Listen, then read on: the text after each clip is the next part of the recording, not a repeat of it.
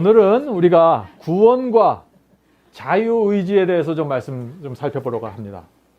오늘 많은 사람들이 던지는 질문이 있습니다. 그것이 뭐냐면요, 자유의지에 대한 문제입니다. 자, 자유의지가 뭐죠? 자유의지. 자유의지는 선과 악 중에 하나를 선택할 수 있는 힘을 말하는 것입니다. 다시 말해서 자유의지는 한마디로 말해서 선택의 자유가 있다는 것이에요. 자, 자유의지가 그래서 있다는 것은 뭐예요? 죄를 범할 수도 있고 범하지 않을 수도 있다는 것입니다.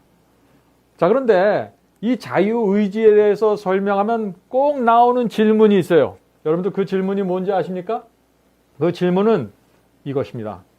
하나님은 전지전능하시고 온 우주의 창조자이신데 왜 아담과 하와에게 자유의지를 주셨습니까? 하는 질문이에요.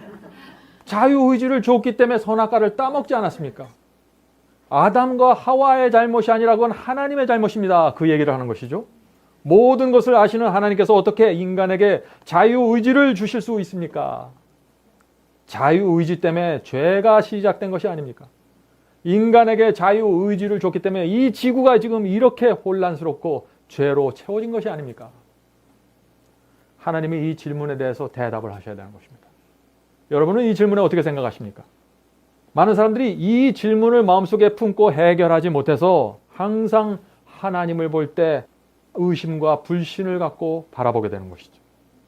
도대체 하나님께서 무슨 생각을 하셨길래 이 사람에게 자유의지를 주셨을까요? 뒷감당을 어떻게 하려고? 예? 자, 하나님께서는 이유가 있었다는 것입니다.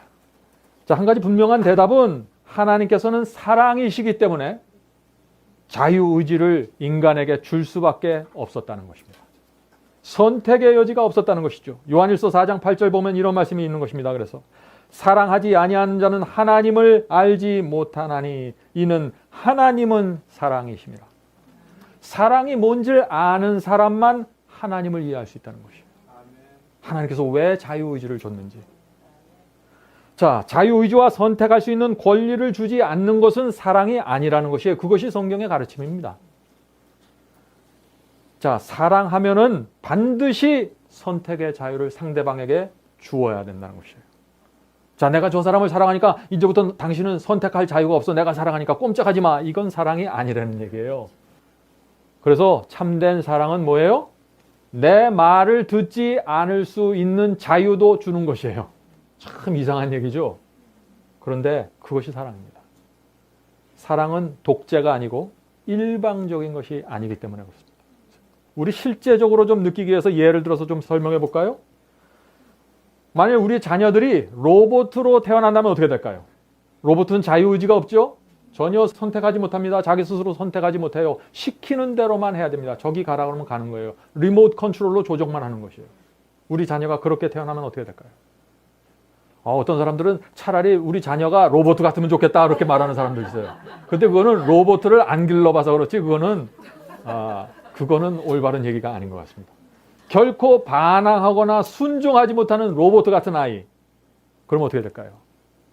우리 자녀와 부모 사이에 참된 사랑과 신뢰와 존경이 생길 수가 없는 것이에요. 여러분은 어떻습니까? 무조건 내 말에 복종하도록 프로그램된 그런 아이를 원하십니까? 한동안은 재밌을지 몰라요. 그냥 시키면 시키는 대로 하니까. 시간이 가면 갈수록 외로워질 것입니다. 선택의 자유가 없이 로봇처럼 태어난 아이가 어떻게 돼요? 정말 참된 행복과 만족과 감사를 느낄 수 있을까요? 그 아이도 불행하고 어머니, 아버지도 불행한 거예요. 그래서 하나님께서 자유의지를 주실 수밖에 없었던 것이다. 하나님의 행복과 인간의 행복을 위해서. 자, 그런데 우리 여기서 중요한 좀 교훈을 배워야 합니다. 부모로서 말이죠. 무슨 교훈이냐면요. 우리가 자녀를 교육시킬 때도 우리 아이들의 자유의지를 어떻게 해요? 억지로 꺾으면 안 되는 거예요. 물론 우리가 자녀에게 호소하고 또 이렇게 저렇게 하라고 교육시킬 수는 있습니다. 그러나 내가 시키는 대로 해. 그렇게 말해서는 안 된다는 것이에요. 만약 우리가 아이들의 자유의지를 꺾으면서 키우면 어떻게 될까요? 그 자유의지를 존중해주지 않고 키우면 그것도 한두 해가 아니고 10년, 20년씩 우리 아이들이 그렇게 양육을 받으면 나중에 어떻게 될까요? 둘 중 하나가 됩니다. 첫 번째는 성격이 우울해집니다. 교회를 다녀도 자기 신앙이 없어요. 왜? 시키는 대로 했으니까. 한 번도 자기 뜻대로 한 게 없어요. 그런 아이들은 부모와 깊은 사랑과 신뢰가 생길 수 없습니다. 그래서 그런 아이들은 부모의 사랑을 통해서 하나님의 사랑을 발견하지 못하게 되는 것이에요. 그래서 그런 아이들은 부모들에게 항상 거리를 둡니다. 자, 또 두 번째는 어떤 아이가 되냐면요. 자유의지를 꺾으면서 계속해서 꺾으면 어떻게 되냐. 이 아이가 반항하는 아이로 돼버려요. 앞에는 우울증 환자가 돼버리는데 뒤에는 반항아가 돼버린다는 얘기예요. 계속해서 자유의지가 꺾이잖아요. 자기가 무시당한다고 느끼잖아요. 내 뜻대로 하는 게 아무것도 없다고 느끼잖아요. 화를 냅니다. 반항을 해요. 왜요? 살아남기 위해서. 그렇게 하지 않으면 정신적으로 큰 문제가 생겨버리니까 자기 스스로. 그래서 어머니, 아버지가 무슨 말 하면 그 정도 이상으로 화를 내고 반항하게 되는 거예요. 부모의 사랑과 희생을 느끼지 못하고 부모의 돌보심 아래서 죽어가게 되는 것입니다. 부모를 피하게 돼요. 왜요? 강요당하니까. 계속해서. 그래서 하나님께서 인간에게 자유의지를 줄 수밖에 없다는 것입니다. 우리가 그렇게 되는 걸 원하지 않으세요? 우리가 그렇게 되는 걸 하나님께서 내려다보실 때 얼마나 불행하시겠어요? 물론 하나님께서 우리에게 자유의지를 주지 않았다면 어떻게 됐을까요? 죄와 반역은 없었을 것입니다. 그런데 사랑과 신뢰도 없는 것이에요. 그냥 다 하나님도 외롭게 우리도 외롭게 살아가는 거예요. 이 지구 전체가 로봇이에요. 어떻게 생각하세요? 끔찍한 거예요. 물론 피조물에게 자유의지를 준다는 것은 죄와 반역이 들어올 수 있는 문을 열어놓는 것입니다. 자, 그래서 하나님께서 대책을 세워놓으실 수밖에 없는 것입니다. 자, 우리가 한 가지 결코 잊지 말아야 될 것이 있는데 그것은 무엇이냐면요. 인간에게 자유의지를 준다. 이것은요. 하나님의 입장에서 볼 때는 엄청난 희생을 하겠다는 결정이에요. 어떤 희생일까요?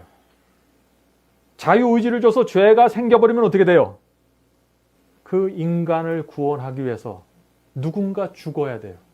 왜냐하면 죄의 삭은 사망이기 때문에.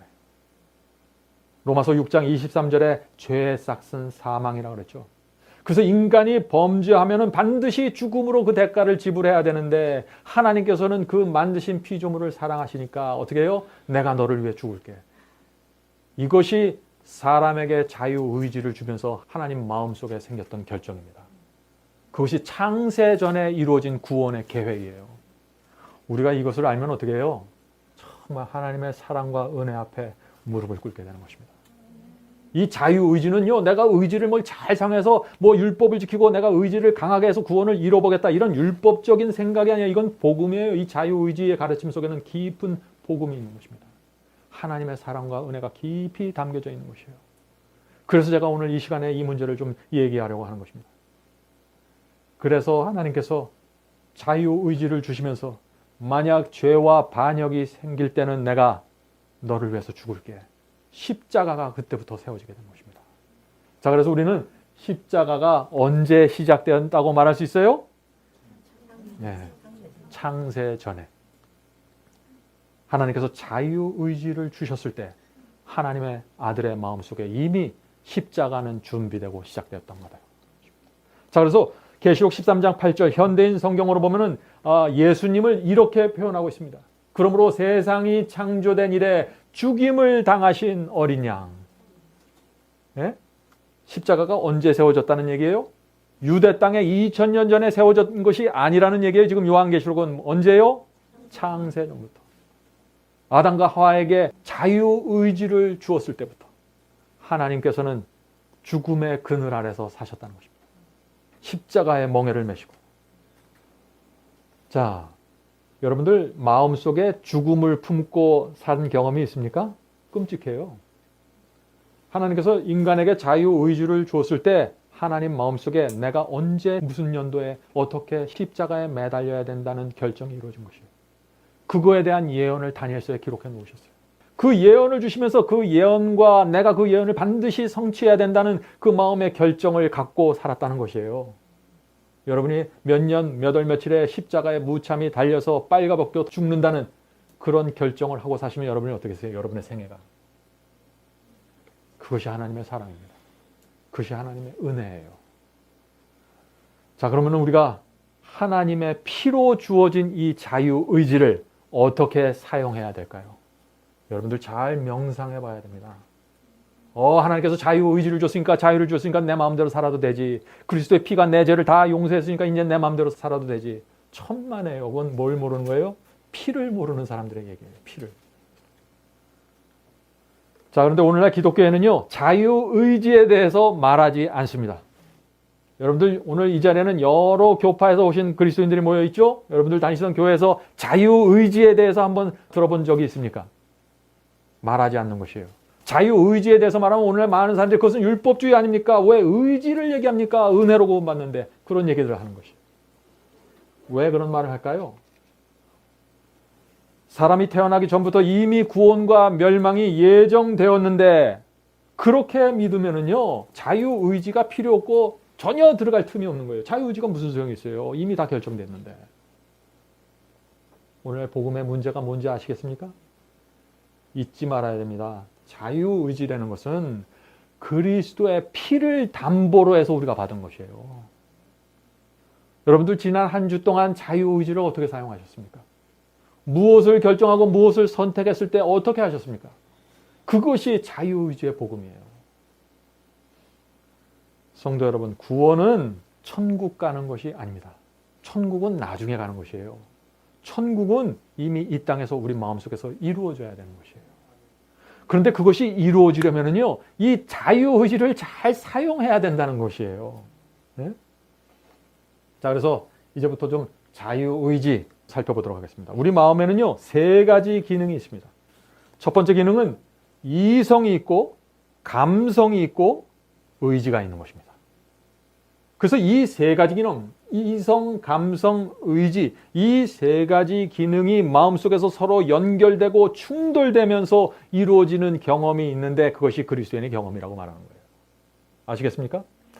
자, 그런데 이 성경에는 참 흥미있는 말씀이 있습니다. 그 말씀은 현대인 성경으로 제가 읽겠습니다. 현대인 성경 잠언서 4장 23절입니다. 잠언서 4장 23절. 그 무엇보다도 내 마음을 지켜라. 여기서부터 생명의 샘이 흘러나온다. 자, 무엇보다도 뭘 지키라고 했어요? 마음을 지키라고 했어요.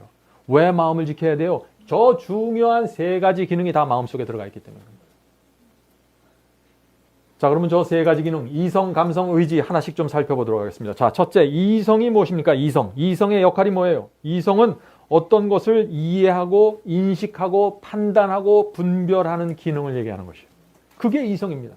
이성은 굉장히 합리적이에요. 그래서 하나님의 말씀과 이 계명에 대한 지식, 이성을 통해서 우리 마음속에 들어가는 것이에요. 자, 그러므로 이 이성을 통해서 하나님의 말씀이 들어가는 건 굉장히 중요합니다. 거짓 복음과 거짓 계명이 들어가면 이 이성은 그것을 받아버리면 그 음성을 내는 거예요. 이성은 받은 대로 나옵니다. 네, 내가 성경에서 느끼고 깨달은 그대로 나와요. 그것이 이성의 역할입니다. 그러므로 거짓 복음이 들어가면요, 마음속에 특별히 이성의 문제가 생겨버려요. 자기는 양심적으로 옳다고 말하는데 전혀 다른 얘기를 하는 거예요. 그게 이성에 들어간 잘못된 복음의 위험성입니다. 자, 두 번째, 감성은 무엇입니까? 감성. 어떤 것을 내가 원하는 것이에요. 욕망입니다. 느끼는 것이에요. 어떤 충동적인 감정이에요. 그래서 이 감정은 우리가 부모로부터 받은 그 죄된 육체의 본성으로부터 이 지배받고 영향을 받기 아주 쉬운 것이 감성입니다. 자, 그런데 이 감성을 또 정말 성경적으로 잘 다루면 어떻게 돼요? 이 감성에서 또 아름다운 향기가 나올 수 있는 것이에요. 감성이라고 해서 반드시 나쁜 건 아니죠? 그리스도에는 감성이 있어야 됩니다. 감성이 없고 이성만 있는 그리스도에는 생각만 해도 끔찍해요. 예? 우리는 그래서 이 이성과 감성이 잘 조화된 그리스도인의 생활을 살아야 된다 하는 것입니다. 자, 세 번째, 의지가 있습니다. 의지는 뭐예요? 자, 이성과 감성에서 인포메이션을 받습니다. 예? 그러면 이 인포메이션을 다 어디에게 줘요? 의지에게 주는 것이에요. 의지는 이 양쪽에서 나오는 이 인포메이션을 다 받아갖고 그 올라오는 소리를 듣고 느낌을 듣고 어떤 지적인 정보를 받아서 그것을 분석해서 최종적으로 결정하고 선택하는 것입니다. 의지가 굉장히 중요하죠. 하나님께서 이 의지를 위해서 그리스도의 피를 흘리시기로 결정한 거예요. 그래서 의지가 없어버리고 감성과 뭐예요? 이성만 있잖아요? 그러면 좌충우돌하는 거예요. 오늘은 이랬다가 내일은 저랬다가 널뛰기 하는 거예요. 그냥 하루 종일. 하나님께서 인간을 그렇게 만드실 수 없잖아요. 가운데 의지를 주셨어요. 너희를 잘 듣고 생각하고 판단해다오. 나가 너희를 믿겠다. 하나님께서 우리를 신뢰하고 주신 것입니다. 자, 그러므로 이성과 감성은요, 항상 의지를 향해서 말을 합니다. 자, 내가 이걸 들었습니다. 내가 이걸 느꼈습니다. 하고 계속 의지에게 던져요. 그러니까 알아서 판단해서 처리하십시오. 그러는 거예요.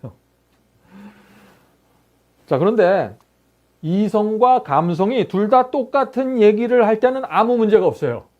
둘 다 서로 좋다 그러거나 둘 다 서로 나쁘다 그러면 의지가 판단하는데 아무 문제가 없어요. 그런데 이게 다르면 어떻게 돼요? 하나는 동쪽으로 가라고 하나는 서쪽으로 가고 외쳐대면 어떻게 돼요? 의지가 고민하고 갈등하게 되는 것입니다. 자, 그런데 많은 경우에 어떻게 돼요? 많은 경우에 서로 반대되는 얘기를 해요. 왜 그래요? 이 세상은 선과 악이 존재하기 때문에, 사탄의 유혹과 시험이 있기 때문에 반대되는 얘기를 하는 것입니다. 그래서 이 마음속에 무엇이 생겨요? 그리스도인의 마음속에는 투쟁이 생기는 거예요. 그게 영적인 전쟁이라는 것이에요. 영적인 전쟁. 오늘 많은 사람들이 이 이성에서 올라오는 합리적인 말을 따르기 원합니다. 이성이 이해한 그 말씀, 성경 진리를 따르기 원해요. 그런데 결국 감성이 요구하는 그것에 끌려갑니다. 왜 그럴까요? 왜 그래요? 여러분들 이제 대답하셔야 돼요. 의지가 제대로 판단을 못하고 힘이 없어요. 의지가 생각할 때는 이성 얘기가 맞아요. 감성을 거절해야 돼요. 육체에서 올라오는 전 나쁜 느낌과 나쁜 유혹 버려야 돼요. 의지가 결정해야 되는데 의지가 힘이 없어요. 그러니까 어떻게 돼요? 끌려가는 거예요. 올바른 선택을 하지 못하는 것입니다. 그것이 바로 로마서 7장 얘기 아닙니까? 로마서 7장 14절과 15절 읽겠습니다. 로마서 7장 14절과 15절. 나는 육신에 속하여 죄 아래 팔렸도다. 팔렸다 그랬어요. 내가 원해서 사랑해서 따라가는 것이 아니에요. 팔려버린 것이에요. 끌려간다는 것입니다. 계속해서 읽겠습니다. 죄 아래 팔렸도다. 나의 행하는 것을 내가 알지 못하노니 곧 원하는 이것은 행하지 아니하고 도리어 미워하는 그것을 함이라. 어떤 모습입니까 이게? 의지는 지금 이성의 말을 듣고 싶은데 자꾸 감성에서 올라오는 충동을 어쩔 수 없이 따라가게 된다는 것입니다. 끌려가게 된다는 것입니다. 그래서 내가 이 의지가 팔려가는 것이에요. 죄로. 그런데 우리가 이 의지를 잘 사용하면 어떻게 될까요? 기가 막힌 그리스도인의 삶을 살게 되는 것이에요. 네? 사람들에게 존경받고 하나님의 명예를 높이 들어올리는 그리스도의 삶이 되어버리는 것입니다. 자, 그런데 의지가 힘을 잃고 망가져버리면 어떻게 돼요? 망가져버리면 어떻게 돼요? 날마다 기도하고 찬송을 해도 이상한 모습으로 살아가는 것입니다. 오늘은 의지를 잘 사용해서 정말 훌륭한 그리스도인처럼 보였어요. 그런데 내일은 어떻게 돼요? 감성을 따라가 버리면 어떻게 돼요? 요요 현상이라 그럽니까? 널뛰기라 그럽니까? 일관성 없는 그리스도인의 삶이 되어버리는 거예요. 그래서 사람들이 그리스도 교회에 대해서 실망하는 것입니다. 기독교에 대해서 왜 실망해버려요? 지금 기독교인들이 가지고 있는 의지에 문제가 생겨버렸어요. 무너져 버렸어요. 잠언서 4장 23절을 한 번 더 읽어보죠. 그 무엇보다도 내 마음을 지켜라. 여기서부터 생명의 샘이 흘러나온다. 자, 이 말씀 이제 좀 다르게 보이죠? 자, 여기서부터 생명의 샘이 흘러나온다고 했는데 그럼 이 생명의 샘이 어디서부터 흘러나온다는 것이에요? 감성이에요? 이성이에요? 의지예요? 생명의 샘이 지금 마음에서 흘러나온다고 했는데 어디예요? 마음의 어디? 정확한 기능이 의지에서 흘러나오는 거예요. 의지에서 내가 내리는 그 결정에 의해서 이것이 생명의 샘이 돼서 나가서 사람들에게 감화를 주고 감동을 주고 하나님의 명예와 영광을 들어 올릴 수 있는 것이에요. 의지에서 생명의 샘이 흘러나와야 사람들의 마음에 위로를 주고 사람들의 마음을 편안하게 하고 온유한 모습으로 살아가게 된다는 것입니다. 그래서 의지에서 생명이 샘이 흘러나와야 내 마음이 천국이 되는 거예요.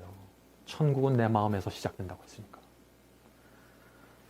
자, 그래서 아무리 남편이 괴롭히고 이웃이 속상하게 해도 아무리 내 주변에서 폭탄이 막 터져도 의지에서 생명의 샘이 흘러나오면 어떻게 되는 거예요? 영혼의 평안이 유지되는 것입니다. 천국입니다. 내가 가는 곳마다 천국의 분위기가 생기는 것입니다.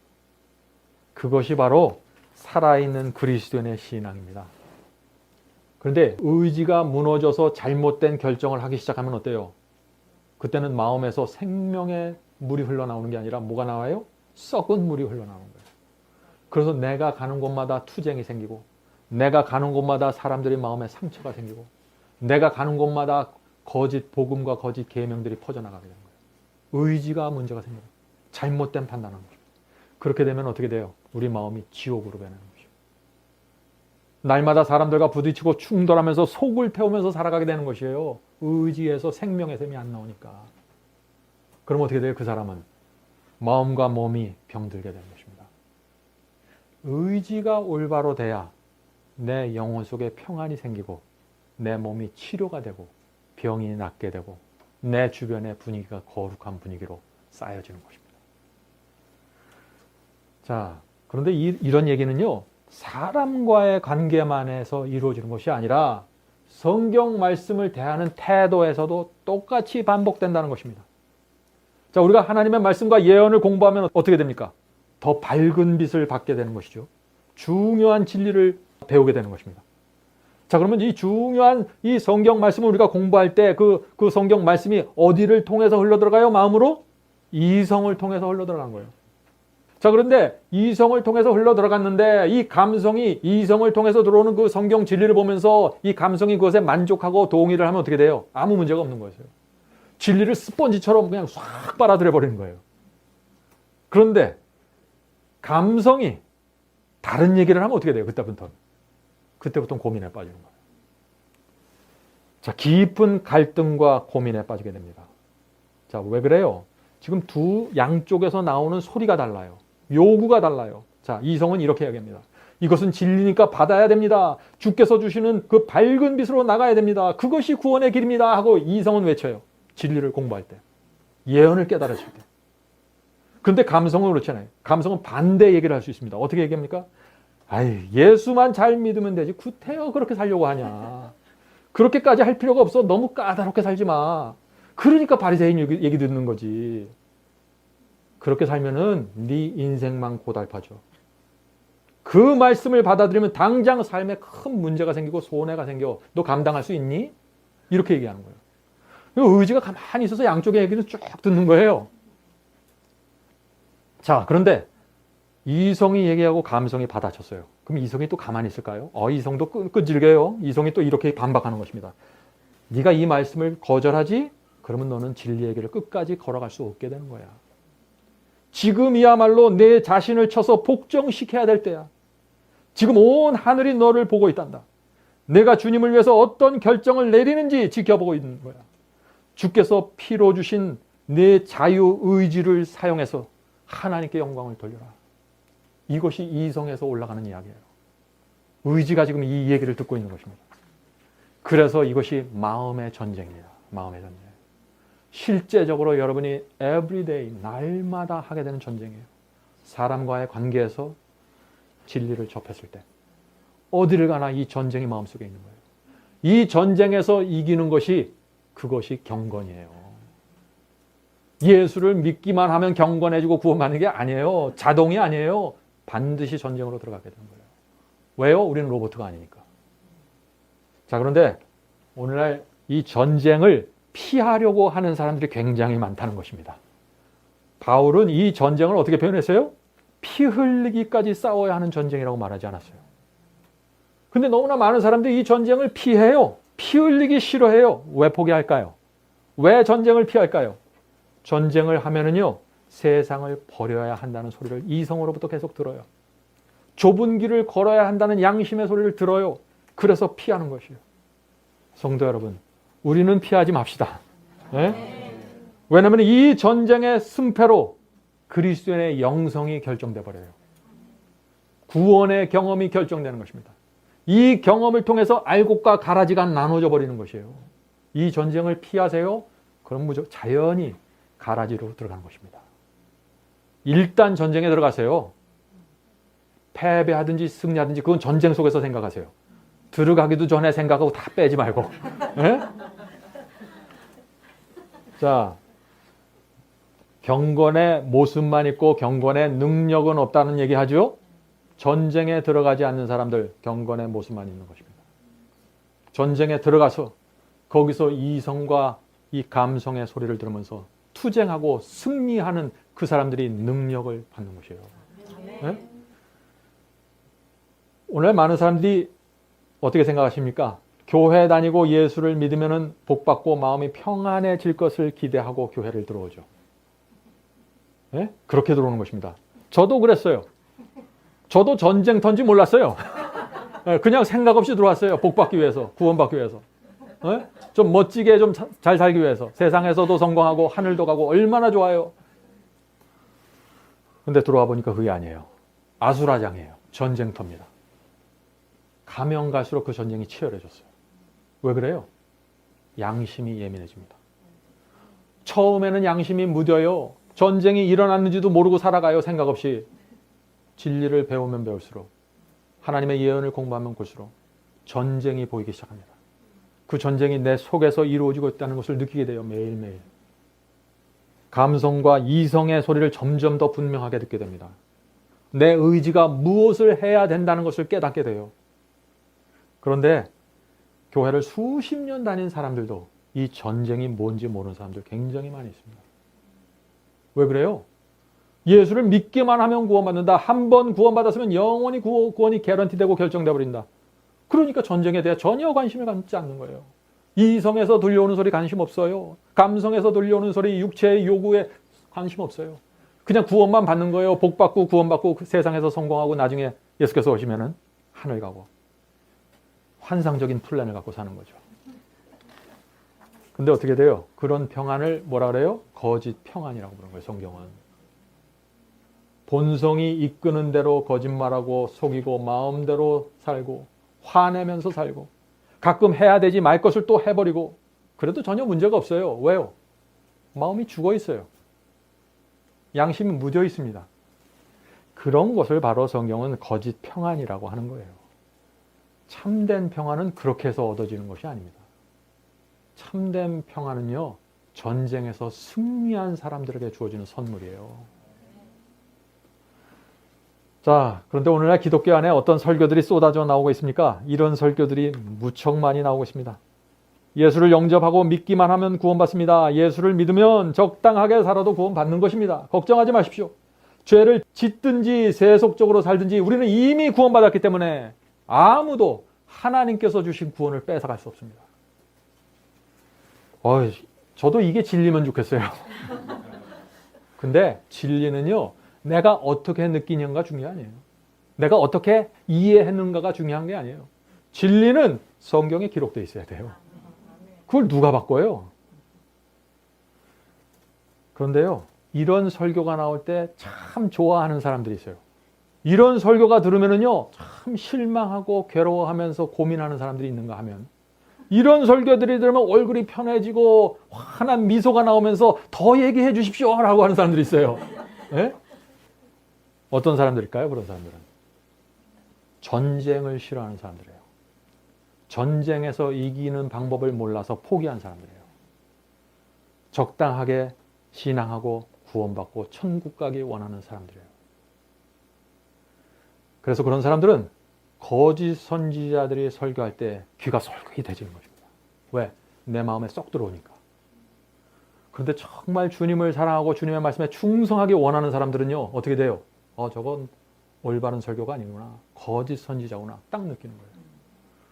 누가 와서 좁은 길을 얘기하고 진리대로 하라 하고 듣기 싫은 얘기하면 저 사람이 진짜 주의 종이구나. 그렇게 느껴버리는 거예요. 이 두 차이를 아시겠습니까? 네. 자, 그러면 우리가 정말 이 전쟁에서 이길 수 있는지 좀 따져봐야 됩니다. 죄를 이기는 것이 정말 가능한지. 성도 여러분, 이 구원은요, 매일의 경험입니다. 한 번 하고 끝나는 것이 아니에요. 그냥 한 번 했으면 그냥 계속 그게 가는 게 아니에요. 전쟁은 매일 있습니다. 어제 승리해도 내가 오늘 패배할 수 있는 것이에요. 그러므로 우리는 예수께서 내 안에 계시고 내가 예수 안에 거하는 경험이 뭔지 이해해야 되는 것입니다. 자, 지속적으로 승리하고 싶습니까? 전쟁에서 이기는 방법을 알아야 돼요. 포도나무에 가지가 붙어 있듯이 그리스도에 우리가 계속해서 붙어 있는 방법을 우리가 이해해야 된다 하는 것입니다. 여러분은 그 복음의 비밀을 알기 원하십니까? 네, 감사합니다. 자, 그런데 제가 이런 얘기를 하면요, 꼭 들어오는 질문이 하나 있어요. 아마 여러분들 중에서도 지금 그 질문을 하고 싶은 분들이 있을 것입니다. 그 질문은 이것이에요. 아니, 우리가 어떻게 그리스도와 계속해서 붙어 있을 수 있습니까? 그것은 불가능한 것이 아닙니까? 하는 질문이죠. 그 질문 하시려고 했죠. 네? 자, 우리가 가장 먼저 이런 질문을 생각할 때 가장 먼저 우리가 확인해야 될 것은 이 질문입니다. 우리 스스로 이 질문을 좀 던져봐야 돼요. 내 인생의 목표가 어디에 맞춰져 있는가? 내가 지금 돈을 버는 이유가 무엇인가? 내가 지금 공부하는 이유가 무엇인가? 내가 지금 살아가는 이유와 목적이 무엇인가? 이게 확실하게 결정돼 버려야 돼요. 예수께서 승리하신 것처럼 여러분 승리하고 싶으세요? 아멘. 그러면은 예수께서는요, 이 땅에 오셨을 때부터 분명한 이유와 목적을 가지셨어요. 제가 볼 때 오늘날 가장 큰 문제는 이거예요. 여기서부터 분명하지 않으니까 맨날 엎어지고 쓰러지고 그 다음 날은 또 좀 다른 분위기고 이렇게 돼버리는 거예요. 내가 사는 이유가 하나님의 영광에 맞춰져 있습니까? 그러면은요, 돈을 벌어도 신이 나요. 밤늦게까지 일해도 신이 나요. 왜? 내가 이렇게 고생하면서 돈을 버는 이유는 내 욕심과 내가 아니라 하나님을 위해서 하고 있다는 확신이 있기 때문에 그런 거예요. 자, 또 하나 좀 우리가 맞춰봐야 될 것이 있는데 그것은 내 마음과 생애를 주님께 바쳤습니까? 하는 이 질문입니다. 이런 것들이 정확하게 맞춰져 있지 않으면서 내가 주님의 그 포도나무에서 계속 붙어 일하고 애쓰고 노력하죠? 안 되는 것이에요, 그게. 그래서 안 되는 것이에요. 제가 그랬습니다. 제가 한쪽 손에는 세상에 대한 사랑을 갖고 있고 한쪽 손에는 주님을 사랑하는 마음이 있었습니다. 그래서 이 두 개를 같이 가지려고 했어요. 그러니까 어떻게 돼요? 저 마음의 투쟁과 전쟁 속에서 살아남을 수가 없는 거예요. 내 의지가 어떤 때는 거룩한 의의 선택을 했다가 그 다음 날에 가면 또 악으로 기울어져 버려요. 그러니까 고민에 빠지는 것입니다. 이 악순환의 쳇바퀴에서 여러분들 빠져나오셔야 돼요. 어떻게 해요? 제가 말씀드렸죠? 내 인생의 목표, 내가 사는 이유, 내가 돈을 벌고 공부하는 이유 분명해져야 됩니다. 내 마음과 생에 분명하게 받쳐져 있어야 돼요. 그렇게 되면은 이제 전쟁에서 하나님께서 우리의 손을 붙잡고 나가십니다. 이게 안 되면 잘 안 되는 거예요. 왜? 하나님께서 우리 손을 붙잡고 가려면 내가 자꾸 딴짓 하는데. 전쟁이 벌어지는데 딴 데 쳐다보고 있어요. 내가 사랑하는 건 이 전쟁이 아니라 딴 거니까. 그래서 자꾸 실패하고 넘어지는 것이에요. 그러면서 어떻게 해요? 오늘 또 졌잖아. 그거 안 된다고 내가 얘기했잖아. 맨날 이런 얘기하는 거예요. 자기 잘못은 생각 안 하고. 물론 우리는 죄를 범할 수 있습니다. 그러나 분명한 것은 죄를 붙잡고 있을 수는 없는 것이에요. 왜요? 성령께서 말씀해 주시니까. 그리스도의 피가 내 눈앞에 보이니까. 내가 실수하고 넘어질 수 있어요. 그러면 즉시 성령께서 오셔서 내 문제를 가르쳐 주시잖아요. 그게 은혜 아닙니까? 그러면 그때 다시 우리가 그 죄를 놓고 주 앞에 나가서 회개하고 사함을 받고 다시 가는 것입니다. 얼마나 감사해요. 예수께서는 너희 이제 예수님 믿지? 나를 믿지? 그러면 이제부터 내가 재림할 때까지 단 하나의 죄도 범하면 안 돼. 그렇게 말씀하시지 않으신다는 것이에요. 항상 피를 펼쳐놓고서 문제가 있으면 와라. 내가 탕감해 줄게 하고 기다리시는 것이에요. 자, 주님께 마음을 바친 사람의 의지는요, 다른 것이에요. 그래서 의지라고 해서 다 똑같은 의지가 아닙니다. 그리스도의 피로 물들어 있는 의지, 십자가의 은혜로 감동된 의지, 다른 의지입니다. 그런 의지는 죄를 붙잡고 있을 수 없다는 것입니다. 감동적인 말씀을 좀 하나 읽어드리겠습니다. 이 말씀은 Selected Message 볼륨 1입니다. 389페이지에 있는 말씀입니다. 우리는 우리를 위하여 창에 찔리신 그리스도를 바라보게 될 때 우리가 죄를 붙잡고 있으면서 그리스도의 은총을 계속해서 누릴 수는 없다는 것을 알게 될 것이다. 우리는 그리스도의 공로를 굳게 붙들고 죄 짓기를 중단해야 한다는 사실을 느끼게 될 것이다. 왜 우리가 우리 마음속에서 이런 느낌이 올라올까요? 그리스도께서 나를 위해서 죽으셨다는 그 사실을 깨닫고 알기 때문에 그런 것이에요. 오늘 많은 사람들이 그런데 너무나 쉽게 나는 죄를 이길 수 없습니다. 내 타고난 성격이 이거밖에 안 되는데 나보러 어쩌라고요? 라고 얘기하는 것이에요. 여러분들은 정말 그런 말을 하기 원하십니까? 그런 말 하기 원하잖아요. 사람한테 가서 하지 말고 그리스도 십자가 앞에 가서 그리스도의 눈을 보면서 얘기하세요. 그 얘기를 할 수 있는지. 지금 이 말씀은 할 수 없다는 거예요. 사람 속에서는 그 얘기할 수 있어요. 세상에 살면서 자기 느끼는 대로. 십자가에 매달려 내 죄 때문에 돌아가시는 그리스도의 피를 보면서는 그 말을 할 수 없다는 것이에요. 한 말씀 더 읽겠습니다. 이 말씀은 Steps to Christ입니다. 47페이지입니다. 그대들은 그리스도께 모든 것을 바치는 것이 너무 큰 희생이라고 생각하는가? 그리스도께서 나를 위하여 무엇을 하셨는가를 깊이 생각해 보라. 하나님의 아들은 우리를 구원하기 위하여 모든 것을 주셨다. 그처럼 큰 사랑을 받을 가치가 없는 우리가 어찌 우리의 마음을 그분께 바치기를 주저하는가? 우리의 모든 생애의 순간마다 우리는 그분의 은혜와 축복을 받아왔다. 나의 죄 때문에 가시관과 못으로 찔림을 받은 그리스도를 바라보면서 어떻게 그분을 배신하고 그분의 사랑과 희생을 멸시하는 뻔뻔스러운 죄를 더 하려고 하는가? 성경이 내 자신을 버리고 세상의 영광으로부터 등을 돌려야만 영생을 얻을 수 있다고 가르친다고 해서 우리가 성경의 가르침을 원망할 수 있는가? 십자가를 모르잖아요. 진리에 대해서 불평하게 됩니다. 계명에 대해서 불평하게 돼요. 이 말씀은 얼마나 감동적인 말씀입니까? 그래서 우리가 정말 하나님께 정직한 양심과 심령을 받았다면 우리의 기도는 이렇게 돼야 되는 것입니다. 이렇게 기도하시기 바랍니다. 주님, 제 의지는 썩은 새끼줄 같아서 너무나 쉽게 풀어지고 무너집니다. 주여, 십자가에 피로 물들어 있는 의지, 성령으로 감동된 의지를 제게 해 주시옵소서. 지금 제가 갖고 있는 의지로는 저 육체로부터 올라오는 죄의 충동을 도무지 거절할 수 없습니다. 주여, 저를 살려주시옵소서. 이런 간절함이 우리 마음속에 있으면 하나님께서 우리의 간절함을 놓치고 무시하시겠어요? 절대 그럴 수 없다는 것입니다. 우리의 하늘 아버지는 즉시 우리에게 오시는 것입니다. 자, 그런데 오늘 많은 사람들이 이런 오해를 합니다. 오해는 이것입니다. 내 의지는 힘이 없고 연약하기 때문에 내가 할 수 있는 일은 죄를 미워하는 마음이 내 속에서 생길 때까지 기다리는 것입니다. 나는 성령께서 이기게 해주실 때까지 기다리고 있겠습니다 하는 이런 얘기들 말이죠. 여러분도 웃으시면 안 돼요. 이런 생각들 많은 사람들이 이런 생각 갖고 살아가고 있습니다. 정말 그리스도인은 시험과 유혹을 느낄 때 기다려야 할까요? 화가 가라앉고 분노가 지나갈 때까지 기다리고 앉아 있어야만 할까요? 그것이 그리스도인의 신앙입니까? 여러분들, 그런 거는요, 저 세상 사람들도 다 해요. 그리스도인은 뭔가 달라야 되잖아요. 우리가 성령의 사역을 오해하면 안 됩니다. 죄를 버리고자 하는 분명한 의지가 없는데 성령께서 내 속에 들어오셔서 그 없는 의지를 새롭게 만들어 주시지 않습니다. 여러분들 착각하시면 안 돼요. 내가 기도하면서 뜻을 정하지 않으면 하나님께서 구원하실 수 없는 것이에요.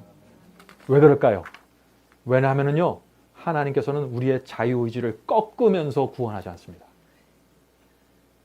하나님께서 우리의 소원과 우리의 의지를 꺾으면서 구원할 수 있다면, 그런 식으로 구원할 수 있다면 뭐하러 자유의지를 주셨어요? 하나님께서.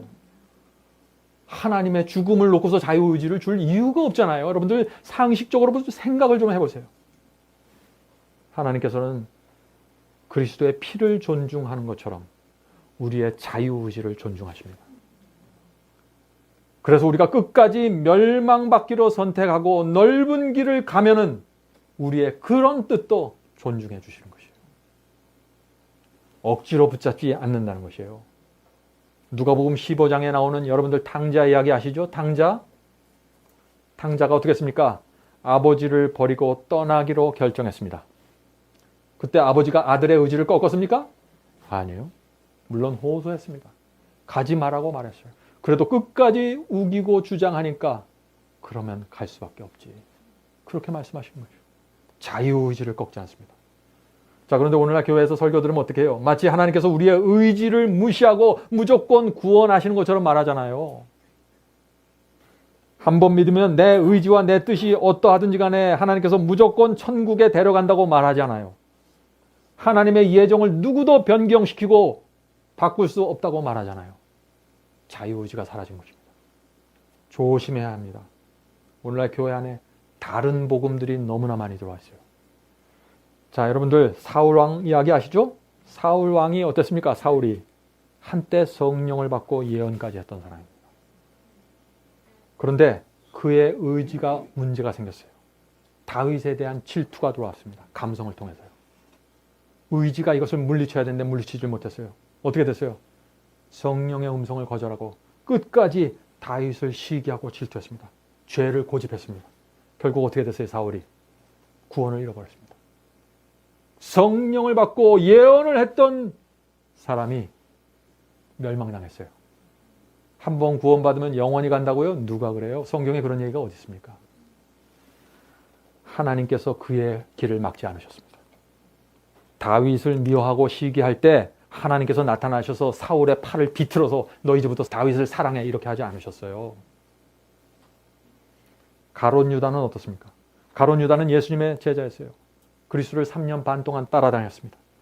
다른 제자들처럼 그도 그리스도의 그 순결한 삶을 보면서 성령의 깊은 감동을 받았습니다.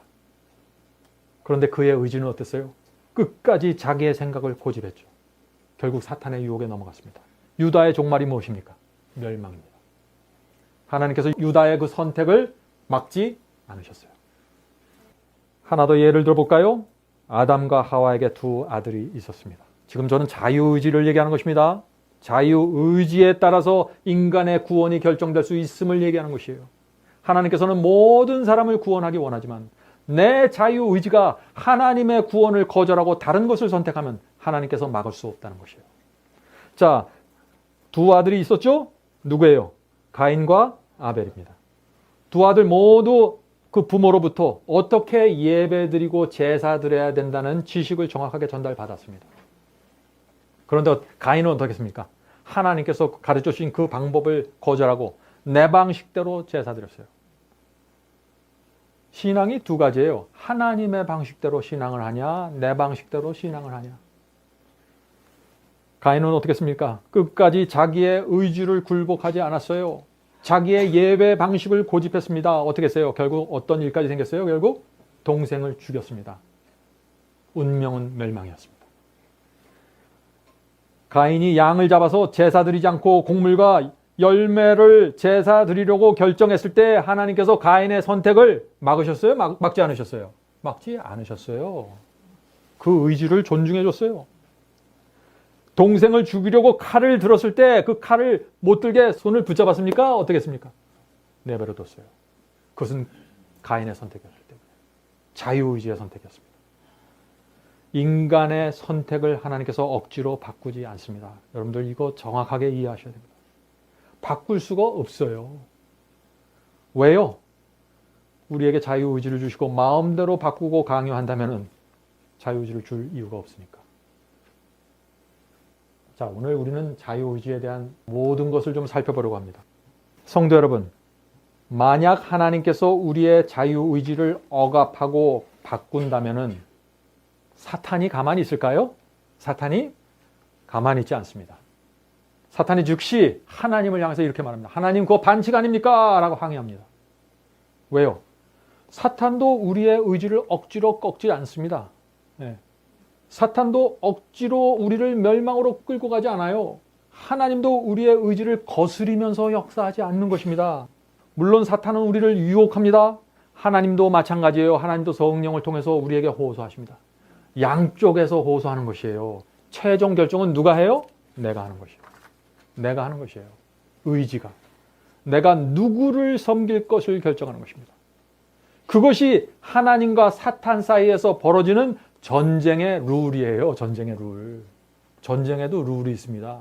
마구잡이로 하는 거 아니에요, 이거예요. 그러므로 우리 속에서 죄된 욕망이 올라오려고 하고 교만이 올라오려고 할 때 그것을 가만히 지켜보면 안 돼요. 의지를 사용하셔야 돼요, 의지를. 네? 죄를 물리치고 싶은 느낌이 자연히 생길 때까지 앉아서 기다리면 안 된다는 것이에요. 꿈에서 누가 계시를 줄 때까지 그냥 가만히 기다리면 안 된다는 것이에요.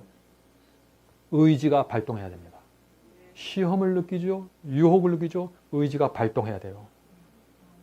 유혹과 시험을 느끼는 그 첫 번째 순간에 주님께 달려가야 되는 것이에요. 그 첫 번째 순간을 놓치면 안 됩니다. 그 첫 번째 순간을 예민하게 느끼고 움직이는 사람들이 경건한 사람들이에요. 그것은 내가 노력해서 만들어낼 수 있는 건 아니죠. 날마다 말씀을 읽고 말씀으로 마음을 닦으셔야 됩니다.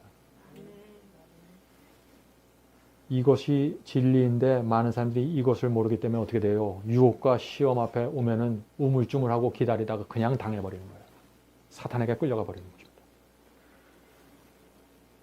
자, 그래서 우리가 의지를 발동시켜서 주여 제가 주님을 선택하길 원합니다 하고 제가 의지를 주님께 바치면서 기도하면은 하나님께서 가만히 있지 않으시는 거예요. 성령을 보내주시는 거예요, 그때. 그래서 우리의 의지 속에 초자연적인 능력을 불어넣어 주신다는 것이 성경의 약속입니다. 그 능력을 받은 의지는 전혀 다른 의지인데 그 능력을 받아버리면 백전백승이에요. 그것이 성경의 약속이에요. 성령의 능력을 내가 받았는데 백전백패하고 뭐 100번 싸우면 20번 이긴다고요? 그런 건 없어요. 문제는 우리가 그 능력을 받지 않기 때문에 문제가 생기는 것이죠. 항상 문제는 우리에게 있는 거지 하나님과 성령에게 있는 게 아니라는 것을 여러분들 기억하시기 바랍니다. 이 의지는 정말 중요한 말씀입니다. 우리가 이것을 이해하는가에 따라서 우리의 삶의 열매가 맺히게 되고 하루를 살고 나서 내가 무엇을 회개해야 될지가 정확하게 나타나게 되는 것이에요. 내 의지가 어떤 점에서 놓쳤고 어떤 점에서 무너졌는지 알게 되는 것이에요. 그래서 그 점을 들고 주님께 나가 주님 제가 이 점이 부족합니다. 내 의지가 여기서 무너졌습니다. 도와주시옵소서. 치료해 주시옵소서. 치료받을 부분이 정확하게 나타나는 것이에요. 의지 생각하지 않고 마음대로 생각 없이 사는 사람들요 신앙을 오래 해도 발전이 없습니다. 열매가 없는 것이에요. 이 시간에 성령께서 오셔서 우리의 의지를 치료해 주시고 우리 속에서 생명의 샘이 흘러나가게 되기를 제가 간절히 바랍니다.